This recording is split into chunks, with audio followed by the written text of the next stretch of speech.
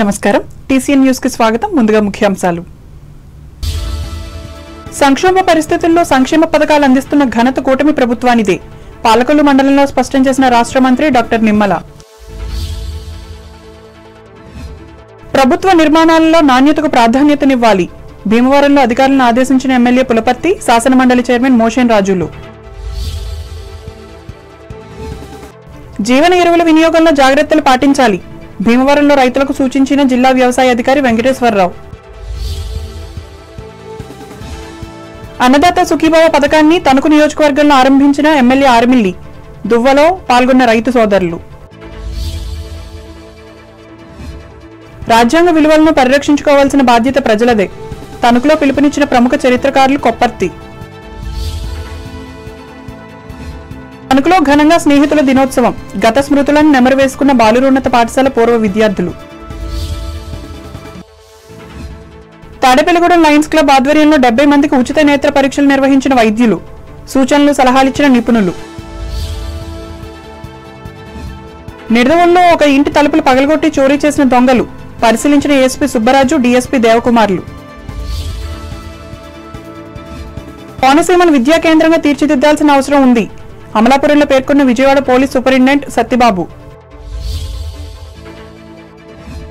ఏనుగుమహల్ గ్రామ విద్యుత్ సబ్స్టేషన్ నిర్మాణానికి 3 కోట్ల నిధులు మంజూరు వెల్లడించిన కొత్తపేట ఎమ్మెల్యే బండారు సంక్షోభ పరిస్థితుల్లోనూ సంక్షేమ పథకాలు అందిస్తూ రాష్ట్రాన్ని అభివృద్ధి చేస్తున్న ఘనత కూటమి ప్రభుత్వానిదేనని రాష్ట్ర జనవనరుల అభివృద్ధి శాఖ మంత్రి డాక్టర్ నిమ్మల రామానాయుడు తెలిపారు నియోజకవర్గ పరిధిలోని పాలకొల్లు మండలం శివదేవుని చిక్కాల గ్రామంలో 13 లక్షల రూపాయలతో చేపట్టిన అభివృద్ధి పనులను ఆదివారం ఆయన ప్రారంభించి మాట్లాడారు ముఖ్యమంత్రి నారా చంద్రబాబు నాయుడు ఎన్నికల్లో ఇచ్చిన హామీలు నెరవేరుస్తూ మాట నిలబెట్టుకుంటున్నారని అన్నారు అలాగే అన్నదాత సంక్షేమానికి ఈ ప్రభుత్వం కృషి చేస్తుందన్నారు ఈ కార్యక్రమంలో కూటమి పార్టీల నాయకులు పాల్గొన్నారు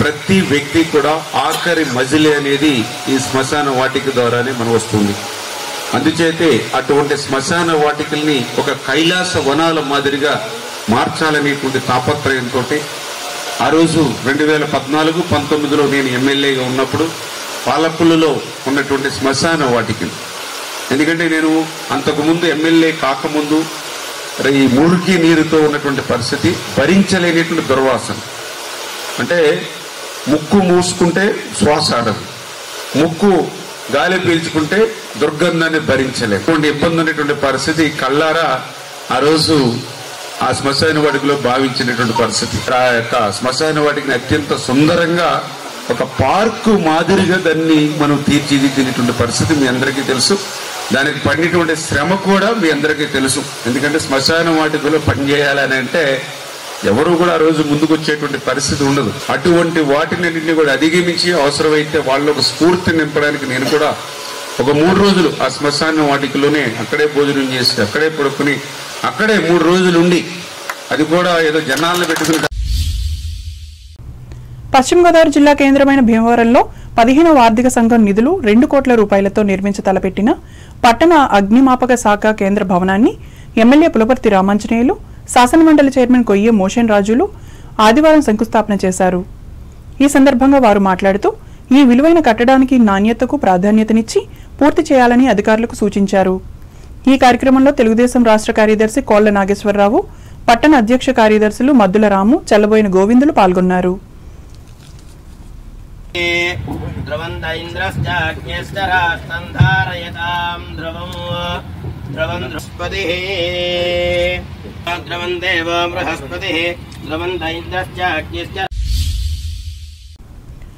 జీవన ఎరువుల వినియోగంలో రైతులు పలు జాగ్రత్తలు పాటించాలని జిల్లా వ్యవసాయ అధికారి జెడ్ వెంకటేశ్వరరావు భీమవరంలో ఆదివారం మీడియాకు తెలిపారు వీటి కాల పరిమితి 6 నుంచి 12 మాసాలు ఉంటుందన్నారు రసాయనిక ఎరువులు కీటకనాశకాలతో కలిపి వేయకూడదన్నారు నేలలో తగినంత తేమ ఉన్నప్పుడే వినియోగించాలని వెల్లడించారు అన్నదాతలు మరింత సమాచారం కోసం మండల వ్యవసాయ అధికారులను సంప్రదించాలని కోరారు పశ్చిమ గోదావరి జిల్లాలో రసాయనిక ఎరువులు వాడకం అనేది చాలా ఎక్కువగా కనపడతా ఉంది. సో తగ్గించాలి తప్పనిసరిగా. ఈ రసాయనిక అవశేషాలు పంటలో ఎక్కువ రసాయనిక ఎరువులు వాడటం వలన మనకి ఇబ్బంది ఏంటంటే పంటలు కూడా వివిధ రకాల పురుగులు తెగుళ్ళు ఆశించటం వల్ల మళ్ళీ వాటిని నివారించడానికి పురుగు మందులు వాడాల్సి వస్తుంది. సో దాన్ని గణనీయంగా కనుక తగ్గించుకోగలిగితే మనం సిఫార్సు మేరకే మనం ఎరువులు కనుక వాడుకోగలిగితే రైతాంగానికి రిస్క్ తక్కువగా ఉంటుంది, దిగుబడులు ఏమాత్రం తేడా ఉండదు. సో ఎక్కువ ఖర్చు పెట్టకుండా ఖర్చు తగ్గించుకోవచ్చు. ఈ విధంగా దీన్ని మేము రైతుల్లో ప్రచారం చేయడానికి కేంద్రాల్లో మరియు పంచాయతీ కార్యాలయాలు లేదా ప్రామినెంట్ ప్లేసెస్ విలేజెస్లో ఉన్నటువంటి ముఖ్యమైన ప్రదేశాల్లో దీన్ని అంటించి రైతులకి అవేర్నెస్ క్రియేట్ చేసి మనము ఈ రసాయనిక ఎరువుల వాడకాన్ని చాలా వరకు తగ్గించాలి అనేది ప్రాపగండా చేస్తూ న్యాచురల్ ఫార్మింగ్ వైపు అంటే సహజ వ్యవసాయం మీద దృష్టి మళ్లించాలనే ఉద్దేశంతో కొన్ని చర్యలు తీసుకోవడం జరుగుతుంది. అది ప్రధానంగా మనం ఏంటంటే ఆరోగ్యవంతమైన పంటని. ఆంధ్రప్రదేశ్ ప్రభుత్వం ప్రతిష్టాత్మకంగా చేపట్టిన అన్నదాత సుఖీభవ పథకాన్ని తణుకు నియోజకవర్గానికి సంబంధించి దువ్వ గ్రామంలో ఎమ్మెల్యే ఆర్మిల్లి రాధాకృష్ణ ఆదివారం ఆరంభించారు. ఈ సందర్భంగా ఆయన మాట్లాడుతూ కూటమి పార్టీలు ఎన్నికల్లో ఇచ్చిన హామీల మేరకు కేంద్ర ప్రభుత్వ సహకారంతో ఈ పథకాన్ని అమల్లోకి తెచ్చి రైతులను ఆదుకోనున్నట్లు చెప్పారు. దీనిని అన్నదాతలు సద్వినియోగం చేసుకోవాలని రాధాకృష్ణ ఉద్బోధించారు.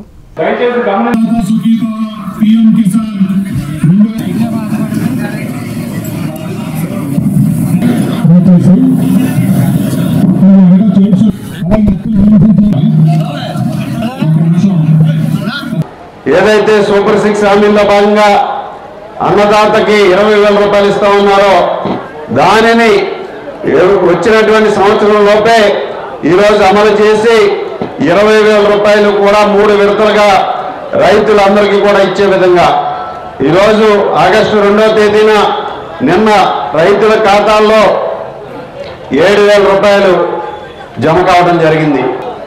దీనికి సంబంధించి రాష్ట్ర వ్యాప్తంగా దాదాపు 43 లక్షల మంది రైతు సోదరులకి 2,300 కోట్ల రూపాయలని ఈరోజు రైతుల ఖాతాల్లోకి జమ చేయడం జరిగింది.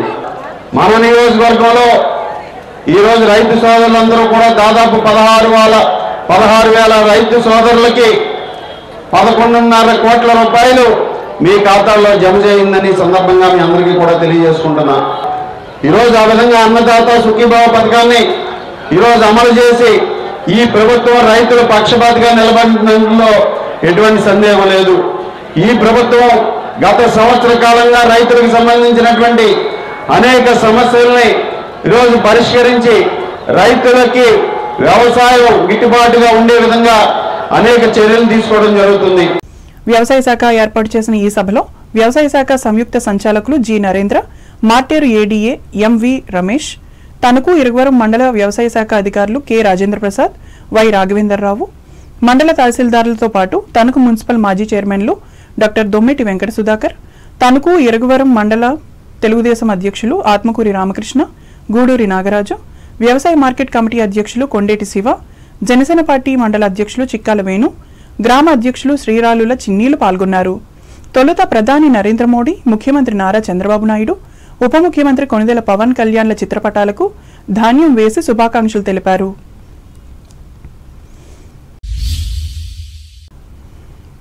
రాజ్యాంగ విలువలను తుంగలోకి తొక్కేందుకు దేశవ్యాప్తంగా జరుగుతున్న కుట్రలను ఎదుర్కోవాల్సిన బాధ్యత భారతీయులందరిపై ఉందని ప్రముఖ చరిత్రకారులు, ఉత్తమ శ్రేణి కవి కొప్పర్తి వెంకటరమణమూర్తి పేర్కొన్నారు.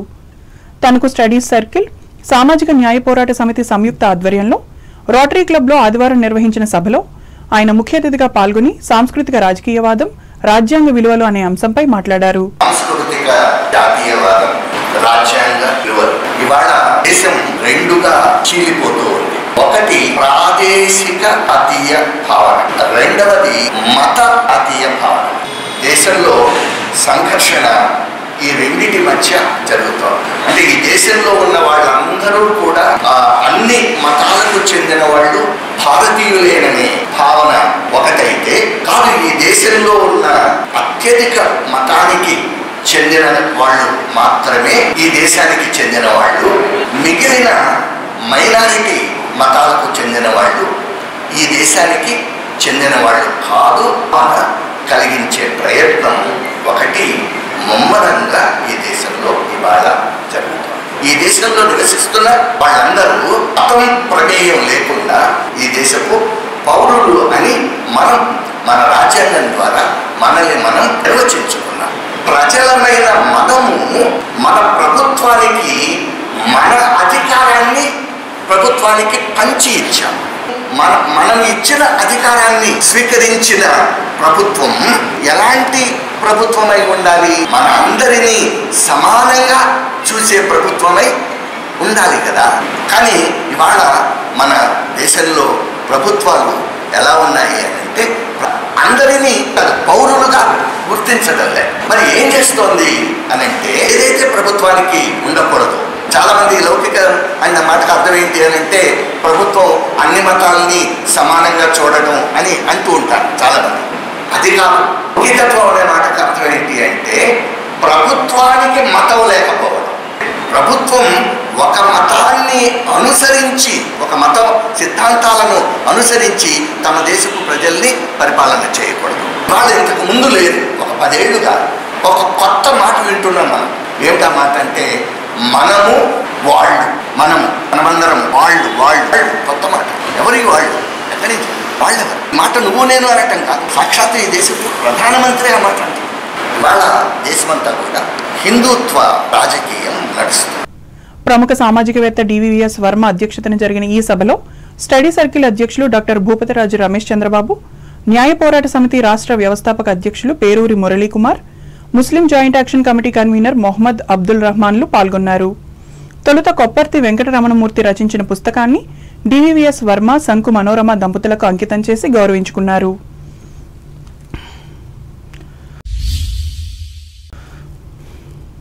స్నేహితుల దినోత్సవాన్ని ఆదివారం తణుకులో ఘనంగా నిర్వహించుకున్నారు. ఇష్టమైన స్నేహితులకు ఫోన్ల ద్వారా శుభాకాంక్షలు చెప్పుకోగా యువత మొబైల్ మెసేజ్లు పంపి ఫ్రెండ్షిప్ బ్యాండ్స్ ను ఒకరికొకరు కట్టుకుని తమ స్నేహబంధాన్ని చాటుకున్నారు. ఈ సందర్భంగా టీసీఎన్ ప్రత్యేక కథనం అందిస్తోంది. నిక్కర నుంచి జీన్స్లోకి మారినా, సైకిల్ నుండి బైక్లోకి మారినా, కాన్వెంట్ నుండి కాలేజీకి మారినా, నోట్బుక్ నుండి ఫేస్బుక్లోకి మారినా, ఏరా పిలుపు నుండి బాబాయి పిలుపు దాకా కాలింగ్ మారినా, ఫ్రెండ్ అనే మాటలో స్పెల్లింగ్ మారునా, ఫీలింగ్ మారునా మారదు. సృష్టిలో తీయనిది స్నేహమేనోయ్ అన్నాడో కవి. స్నేహమేరా జీవితం, స్నేహమేరా శాశ్వతం అన్నాడు మరో కవి. స్నేహానికున్న గొప్పదనాన్ని ఈ పదాలు చాటి చెబుతున్నాయి. రక్తబంధం కన్నా స్నేహబంధం మిన్నా అని అనేక సార్లు మనకు ఎదురైన అనుభవాలే నిదర్శనం. చిన్నతనం నుంచే మొదలైన స్నేహం కాలం గడిచే కొద్దీ వ్యక్తిగత జీవితంలో ఎన్ని మార్పులు వచ్చినా చెక్కు చెదరకుండా నిలుస్తుంది స్నేహం. అందుకే ప్రపంచంలో ఎన్నింటికో ప్రాముఖ్యత కల్పిస్తూ ఏదో ఒక రోజు సంబరం చేసుకున్నట్లే స్నేహానికి కూడా పట్టం కడుతూ స్నేహితుల రోజును నిర్ణయించారు. ఈ విధానం 1935లో అమెరికాలో తొలిసారిగా ప్రారంభమైంది. తర్వాత కాలంలో ఈ సరదా సంబరాలు రాను రాను ప్రపంచ నలుమూలలకు పాకాయి. ఈ నేపథ్యంలోనే మన దేశంలో స్నేహితుల దినోత్సవాన్ని ఒక వేడుకగా జరుపుకోవడం ఆనవాయితీ అయింది. ఇందులో భాగంగా జిల్లా పరిషత్ బాలురోన్నత పాఠశాల 1978-79 విద్యా సంవత్సరంలో 10వ తరగతి చదివిన పూర్వ విద్యార్థులు స్నేహితుల దినోత్సవాన్ని నిర్వహించి ఈ మాధుర్యాలను పంచుకున్నారు. ఈ బ్యాచ్ ప్రముఖులు కలగర వెంకటకృష్ణ గృహంలో ఈ వేడుకలను ఆనందంగా జరుపుకున్నారు. ఇదే బ్యాచ్ స్నేహితులు ఇదే కలయికను గత 17 ఏళ్ల నుంచి క్రమం తప్పకుండా కొనసాగించడం విశేషం. తొలుత ఫ్రెండ్షిప్ బ్యాండ్లను కట్టుకుని కేకును కట్ చేసి ప్రత్యేకతను చాటుకున్నారు. ఈ సందర్భంగా వెంకటకృష్ణ మాట్లాడుతూ హైస్కూల్లో ఏర్పడిన స్నేహం నేటికి కొనసాగడం ఆనందంగా ఉందన్నారు. అలాగే ఈ బ్యాచ్ ప్రతినిధులు వెండి శ్రీను, కోట సూర్య వెంకట విశ్వేశ్వర ప్రసాదులు కూడా మాట్లాడారు.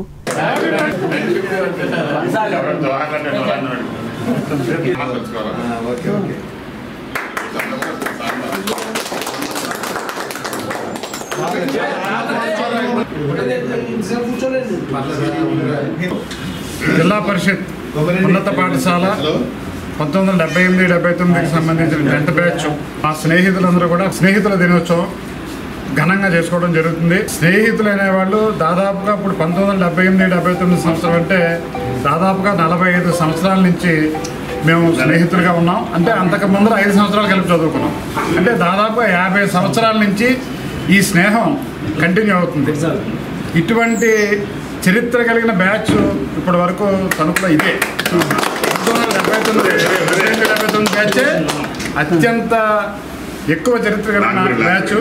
ఈరోజు కూడా తణుకులో దాదాపుగా 80 మంది మా స్నేహితులు అందరూ కూడా ఈ స్నేహితుల దినోత్సవం రోజులు కానీ సంవత్సరంలో కార్తీక వన సమారాధనలో కానీ మేమందరూ కూడా కలుసుకొని ఫ్రెండ్స్ యొక్క కష్ట సుఖాలు మాట్లాడుకుంటూ ఒకరికొకరు హెల్ప్ చేసుకుంటూ మేమందరం కూడా అన్ని సమస్యల్లో అన్ని సంతోషాల్లోనూ పెళ్ళిళ్ళలోనూ అన్నింటిలోనూ కూడా మా యొక్క ఆనందాన్ని పంచుకుంటూ అలాగే మాకు చదువు చెప్పిన గురువులను కూడా మేము తలుచుకుంటూ వారిని కూడా ఈ రోజు వరకు మనం ఎవరైతే బతుకున్నారో వారందరినీ కూడా మేము కలిసి వారి ఆశీర్వచనాలు కూడా తీసుకుని మేమందరం కూడా ఎంతో సంతోషంగా అందంగా ఆరోగ్యంగా ఉండటం జరుగుతుంది. స్నేహం అనే దాంట్లో ఉన్న తీపి దేంట్లోనూ ఉండదు, డబ్బులోనూ ఉండదు, దేంట్లోనూ ఉండదు. స్నేహం అనేది అంత తీయంది. స్నేహితుల దినోత్సవాలు చేసుకోవాలని చెప్పి అందరికీ కూడా అందరూ ఆయుధారోగ్య భాగ్యాలతో. ఇంకా సాహితీ సామ్రాజ్యం ఆధ్వర్యంలో గురజాడ స్కూల్లో స్నేహితుల దినోత్సవాన్ని నిర్వహించారు. సంస్థ అధ్యక్షులు తాడినాడ భాస్కర్రావు అధ్యక్షతన జరిగిన ఈ సభలో వివిధ రంగాలకు చెందిన స్నేహితులు పాల్గొనగా స్కూల్ అధినేత పాతూరి సీతారామయ్య చౌదరి మాట్లాడారు. అనంతరం విశ్రాంత గ్రంథాలయ అధికారి డాక్టర్ వెలగా వెంకటప్పయ్య, స్మారక పురస్కార గ్రహీత నున్న వెంకటరామారావు, శంకర్ విలాస్ అధినేత చేసెట్టి లలిత శంకర్, వ్యాపారవేత్త యమగల శివప్రసాద్లను సన్మానించారు.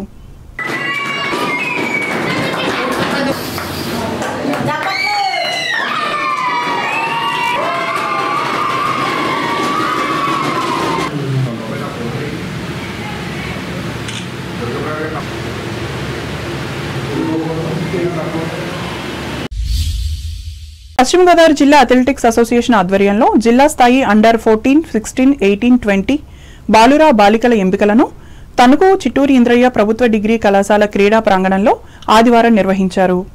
ఇందులో భాగంగా జిల్లా నలుమూలల నుంచి విచ్చేసిన క్రీడాకారులు తమ ప్రతిభా పాఠవ్యాలను ప్రదర్శించి మార్కులు పొందారు. తొలుత ఈ క్రీడలను తెలుగుదేశం జిల్లా ఉపాధ్యక్షులు బస్వా రామకృష్ణ, బీజేపీ పట్టణ అధ్యక్షులు బొల్లాడ నాగరాజులు ప్రారంభించగా అసోసియేషన్ జిల్లా ప్రధాన కార్యదర్శి సంకు సూర్యనారాయణ మాట్లాడుతూ ఇక్కడ గెలుపొందిన విజేతలను రాష్ట్ర స్థాయి పోటీలలో పాల్గొనేందుకు అర్హులవుతారని చెప్పారు.